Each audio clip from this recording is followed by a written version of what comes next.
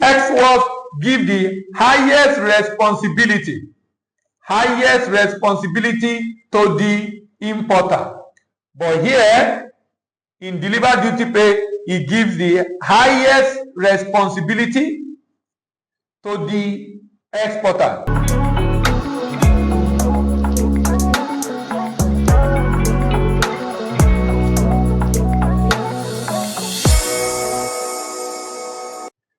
All right, welcome to another edition of Talking Trade or Teaching Trade on our YouTube channel. In today's video, we'll be looking at how Incoterms can save you in export business. How Incoterms can save you in export business. So let me write that first. How Incoterms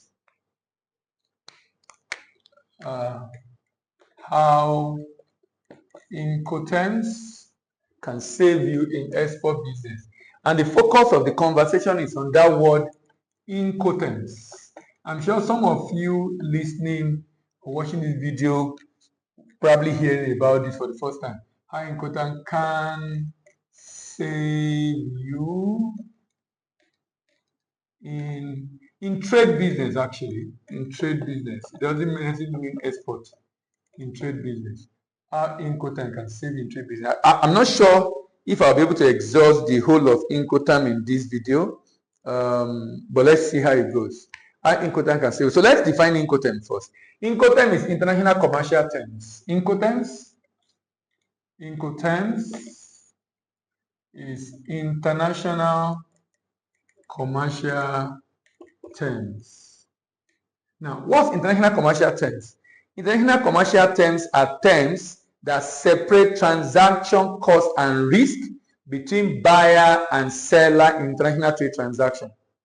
Incoterms are terms that separate transaction cost and risk between buyer and seller in international transaction. When I said how Incoterms can save you or save your business, what I mean by that is this. You know, before 1933 or 36, I can't remember exactly when it started now, when ICC started one. And by the way, those terms are defined by ICC, International Chamber of Commerce. ICC, International Chamber of Commerce. Now, so, Incoterms are terms that separate transaction cost and risk between buyer and seller in an international trade transaction, even though it can be used for local trade transaction. Now, so let's imagine a scenario. I'm an exporter and I export to UK. So let's assume, so let me be sure my mic is still on. Let's assume that I did a shipment. Okay, I used to ship to China. Let me use China. I did a shipment to China. It's going to take like 6 weeks to get to China. Let's say I'm shipping from Apapa port in Nigeria to Shanghai port in China. Now, the vessel got to Indian Ocean and the vessel capsized. Or the vessel had to jettison some containers, or the vessel sank, whatever it is. There was a mishap on the vessel.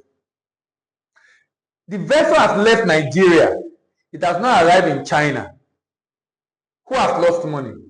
And this is the question I keep asking myself, that before Incoterms was put together in 1933 or 36, as the case may be, how were traders in the world at that time? International trader in the world. You know, trade has been with us since human existence. I mean, we trade among each other by road, by rail, by air, by sea. I mean, this has been on for thousands of years. How were they able to determine who has lost money? Is it the buyer? The good have not reached the buyer. Is it the seller? The good have left the seller. The good have left the seller. So the question is, who has lost money? Who has lost money? Who has lost money? To determine who has lost money, ICC came up with Incoterms in the 1930s. And they've revised it over time. As a trade specialist, I learned about Incoterms 2000. I learned about Incoterms 2010. Now I learned about Incoterms 2020. So I'll be talking to you today about Incoterms 2020. Because there have been a lot of changes and revision in the Incoterms. So my focus today will be on Incoterms 2020. Because 2020 has 11 of them. Now, you might not be dealing with most of them. Some of you are familiar with some of them already. You are probably familiar with what we call FOB, CFR, CIF. So I'll first of all write them out, and then I will try to explain as much as I can. So let's take it one by one. Number one is X works. X works. X works. Number two is FCA, which is also called free carrier. Free carrier. Then we have, let me do CPT. CPT. And then CIP. CPT, CIP. CPT, carriage paid to. CIP, carriage insurance paid to. Then let me do FOB. Sorry, let me do FAS. FAS is free alongside ship. FAS, and then let me do FOB here. FAS, free alongside ship. Then FOB, free on board. Many people are familiar with this one, free on board. Then CFR, CIF, DAP, DPU, and DDP. And DDP. I hope they're up to 11. 1, 2, 3, 4, 5, 6, 7, 8, 9, 10, 11. Okay, I hope I've not made a mistake. S was FCA 1, 2, 3, 4, 5, 6. Okay, 1, 2, 3, 4, 5. Okay, so cost and freight. CIF, cost, insurance, and freight. DAP, deliver at place. DPU, deliver at place, unloaded. And DDP, delivered duty paid. Delivered duty paid. Yeah, so these are the Incoterms. Like I said, Incoterms help us to know. I give an example: shipping to China, the vessel capsized at Indian Ocean, the good that left Nigeria, the good yes to arrive in China, who has lost money.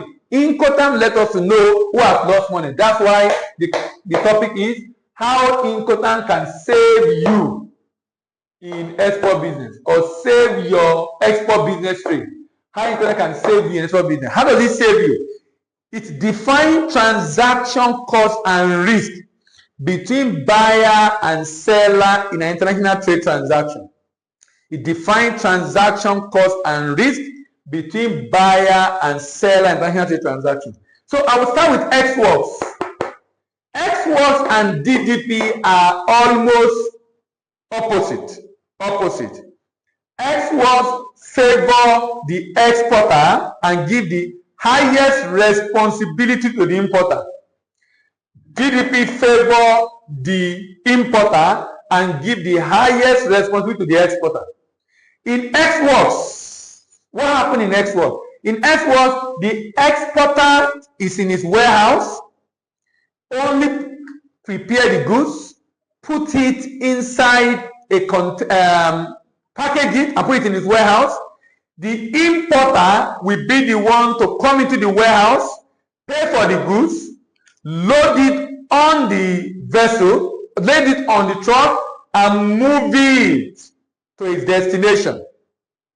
That means that importer is going to bear the cost of moving the goods from the exporter warehouse to the exporter's country port, clear the good from the exporter country port, bear the cost and risk of moving it by road or rail or through enemies to his own country at destination. It's called X-Works. So it gives the highest responsibility to the importer, while the exporter barely has any serious responsibility apart from loading, packaging, and helping in loading the goods. Free carrier In free carrier, exporter will not just prepare the goods and keep it in the warehouse. Exporter is going to be involved in clearing the good for export. He will move the goods out of his warehouse to a particular terminal, a place agreed between the buyer and seller. In the case of Nigeria, he will have opened the NSP and do the export clearance, but the importer is still going to be the one to bear the cost of moving the goods and the risk of moving the goods from the exporter's country to the importer's country. This time around, he won't bear the cost of moving it from his warehouse to the terminal because they have a place outside his warehouse where they've agreed and where the importer responsibility will start. That means, in other words, the exporter's cost and risk stops in his warehouse. That's why the topic of this session is how Incoterms save you. It lets you know where your risk and cost end and where that of the other party began, and that helps you to now be able to know exactly, who is bearing the risk and who should be doing the insurance, who is bearing the cost and who should be claiming a refund on that. Free carrier, the risk and cost of the extra ends at the terminal. CPT, carrier pay to. Now, in carrier pay to, the risk and cost of the extra ends, the risk of the extra ends at the terminal like CPT, like FCA, but the exporter bear the cost of shipment to destination. The exporter bear the cost of shipment to destination. That's why in CPT you can call it is equal to CPT equals to freight plus FCA. CPT equals to freight plus FCA. Because even though my risk still end in my country, just like FCA, I'm bearing the cost of transport to destination. I'm bearing the cost of transport to, that means from that point, when you go to destination, importer bear the remaining cost. Let's move on to CIP. What does CIP help you to do as an expert? How does it save you? It lets you know where the risk and cost end. In CIP equals to CPT plus insurance. CIP equals to CPT plus insurance. Remember, CPT equals to FCA plus freight. That means CIP equals to FCA plus insurance plus freight. Just like CPT, the risk of the exporter ends at the terminal where the FCA risk ends, but the exporter is bearing the cost of shipment destination like CPT. In addition, is bearing the insurance. What's interesting about this is that exporter is not the one bearing the risk to destination, but the Incoterms define that in this situation, exporter is the one to bear the cost to destination. The person that can claim on that if there is a mishap is the one that have insurable interest in the goods. In this case, it is the exporter. It is the exporter. He's the one that can claim insurance on the goods. It is the importer. Sorry. Because importer is the one bearing the risk in transit, is the one that can claim insurance on the goods. Then we have free alongside ship. Free alongside ship. In CPT, CIP, and FCA, the risk and cost of the exporter ends at a terminal. Airline terminal, truck terminal, rail terminal. But in FOB, the risk in FCA, the FAS, in FAS, free alongside ship, the risk and cost of the exporter ends while the good is at the ship side, on the quay, right beside the ship, overlooking the containers, overlooking the ship, just on the platform beside the ship where you leave the container, overlooking it. Then you have the free on board.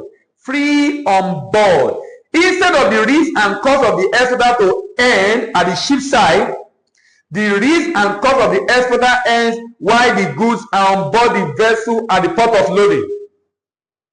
My container is not staying on the ship. While the goods are on board the vessel at the port of loading. So you have the goods on board the vessel at the port of loading. Immediately this happens, the risk and cost of the exporter ends while the goods are on board the vessel at the port of loading. Free on board. Now, wherever the risk and cost of the exporter ends, that is where that of importer starts. Let's move on to cost and freight. CFR, cost and freight. In cost and freight, exporters bear the cost of delivering the good on board the vessel. Now, but his cost does not end there. He's going to bear the cost of shipment to destination. He's going to bear the cost of shipment to destination. So CFR equal to FOB plus freight. CFR equal to FOB plus freight. CFR equal to FOB plus freight. So FOB, the risk and cost of the extra end on board the vessel, that's what importers are from there. But in CFR, the risk of the extra end on board the vessel, but the exporter bear the cost of shipment to destination. In CIF, just like CIP, is CFR plus insurance. CFR plus insurance. CFR plus insurance. Remember the risk of the extra ends on board the vessel. So importer is one that have insurable interest in transit, but for CIF and CIP, exporter is the one bearing the cost. So who is going to be eligible to claim? The person that have insurable interest. So the good is insured on behalf of the importer. CIF. In Nigeria, if you are shipping by sea, CFR. If you are shipping by road or air, CPT. But in Nigeria, for export, no definition of the type of Incoterm to use. The next one is deliver at place. Deliver at place. In deliver at place, an exporter will bear the cost of shipping the goods to the destination and bearing the risk to the destination. Exporter will deliver to a named place at destination, but the exporter is not going to bear the cost of clearing at destination and is not going to unload the goods when they get to destination. He's not going to bear the cost of clearing. So that means if I'm doing deliver at place, when I get to the border, the importer will be the one to clear, and then my journey continue to deliver to the final destination where I agree on the contract. And I will not bear the cost of unloading the goods. But in deliver at place unloaded, I'll bear the cost and risk to the border. Importer come and clear the goods, bear the cost. I will continue the journey bearing the cost to deliver to a location in that country. When I deliver to a location in that country, I will also unload the goods from the truck into the warehouse. I will also unload the goods. That means I'm bearing the cost of unloading goods from the truck into the warehouse. Then deliver duty paid. Deliver duty paid. These exports give the highest responsibility to the importer. But here, in deliver duty paid, it gives the highest responsibility to the exporter. In deliver duty paid, the exporter actually deliver the goods to a named place, like in the case of DDP, to a named place, as in the case of DPU. He will be the one to clear the good for export at the border. He will be the one to clear the good for export at the border and still deliver to a named place at destination, duty paid. Pretty much just like in exports, importer bear all the cost from the exporter's warehouse to his own country. In DDP, exporter bear the cost of moving the goods from his own warehouse to the exporter's country and clear both in the exporting country and in the importing country. Now, for these Incoterms, the commonly used in Africa, in Nigeria in particular, is CFR. If you are going by C, is FOB, CFR, and in some cases CIF. If you are going by air, it's FCA, CPT, CIP. But what I discover is many people going by air and road are still using FOB, CFR, and CIF. FOB, CFR, and CIF.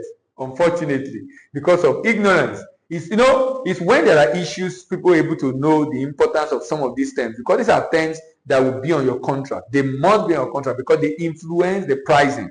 They must be on your contract, they influence the pricing. Then, now out of these 11 Incoterms, 4 are monomodal, only used by sea. What are the monomodal? What are the monomodal? Monomodal means used only by C. Monomodal FAS, monomodal FOB, monomodal CFR, monomodal CIF. But which one is multimodal for different mode of shipment?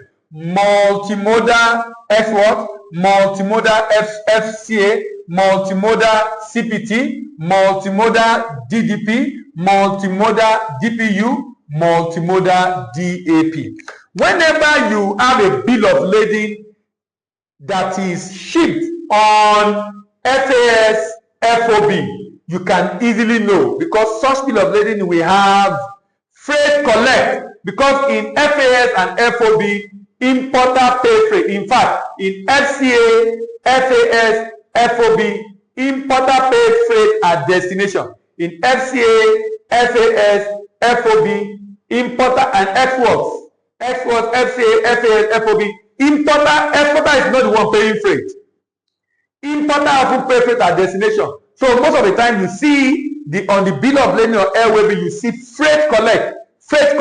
But for CPT, CIP, CFR, CIF, DAP, DPU and DDP, you see freight prepaid. So when you see a bill of lading that has freight prepaid, but when you see a bill of lading that has freight prepaid, you know it is because exporter bear the cost of freight.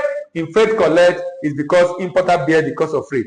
I believe this video has been of immense benefit to you. If you are having other questions on Incoterms, don't forget to drop in the comment section. My name is Dele Ayumi, but I'm your expert doctor.